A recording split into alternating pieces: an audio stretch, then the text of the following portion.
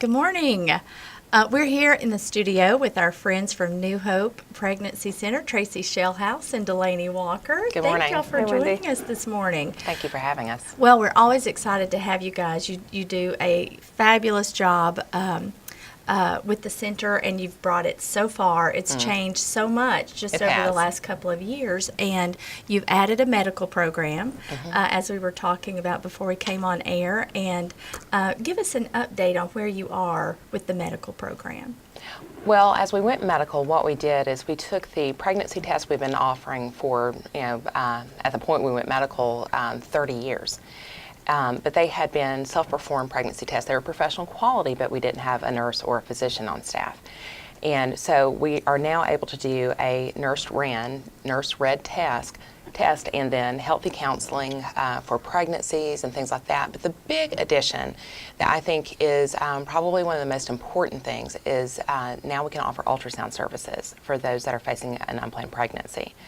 And we know that just from a life perspective, of those that are abortion-minded and vulnerable, 80 to 90%, when they have the option to see their child via the technology of ultrasound, they're going to choose to carry.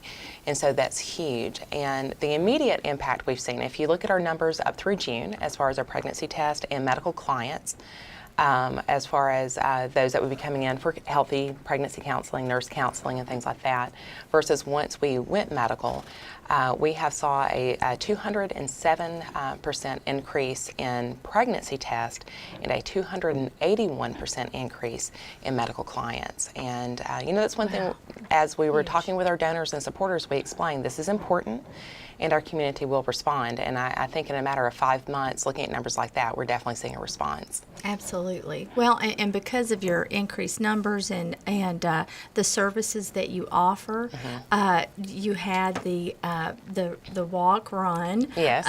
not long ago, fundraiser, and of course this is the end of year giving Yes. season, and we want to make sure that our audience knows and everyone knows about the need in that area. Yes, absolutely. We are trying to raise another $25,000 by the end of the year, and as everyone knows, it's approaching quickly. As we told people about the medical program, we explained it wasn't just raising the upfront cost of the program, that it has to be sustained, because it adds about, just from the medical perspective, about a $50,000 budget item. But then our other programs are more utilized. So therefore that means we have to have more staff, we have to have more resources for our auxiliary programs, our education programs. And so we really are needing to raise altogether about an extra $85,000 a year. And so what we're asking is that people would prayerfully consider partnering with us, especially here at the end of the year. What it does is it allows us to end the year on a high note and begin 2017 strong. Well, and you've got a great staff, and I know We that do. the medical people that you've brought in, those partners, have just been fabulous as Yes. well. So you've just got a great team, and Delaney, right there, your right hand, and Yes. getting the word out there. So you all have done. I've enjoyed, and you and I have been in long discussions about this, and I'm sure our audience knows exactly how I feel about life and choosing life, and for Cleveland to have this facility and the option to have great medical care, and when you find yourself in a situation where it's something that's not expected Right. and not planned, as opposed to going to Planned Parenthood, we offer this here in our own community and surrounding areas. That's right. So vitally important. And one of the things is when you talk to people about the services, they agree that the services are wonderful, but sometimes the follow-up is, but do we really need that in our community? And our statistics show that this is something that is has been vital for people in Cleveland and Bradley County. Something that Delaney mentioned to me within the last couple of weeks, I think she had an epiphany, and in sharing it, it's something that I've been aware of for a long time, but she came to me and she said, I got to thinking about it, even those people who are pro-choice, there's no reason they shouldn't support what New Hope does, because we're not coercive, we're not manipulative, we're providing education and information, and we are going to care about people and continue to offer services no matter what choice they make in the unplanned pregnancy. But we step up alongside our community. And, you know, she was saying you should still support the education, the Healthy Family Unit, and all those kinds of things. And, you know, I had a conversation with my sister one time, and she told me, she said, you know, Tracy, I'm pro-choice. And I said, I know that. And she said, but I want you to know I admire what you do, and I think it's really important. So she has enough insight into what we do that she recognizes that even though she believes that abortion should be legal, and it should be accessible by women, she also recognizes the great importance of those that choose life to not have to do it by themselves. And I thought that was an amazing thing that, you know, I hear people talk about that sometimes, but so many people really look at us and they think what New Hope does is try to prevent abortion. No, what we do is we try to help enable and equip those that are going to choose life and then make it an abundant life, that they're prepared and ready. Right.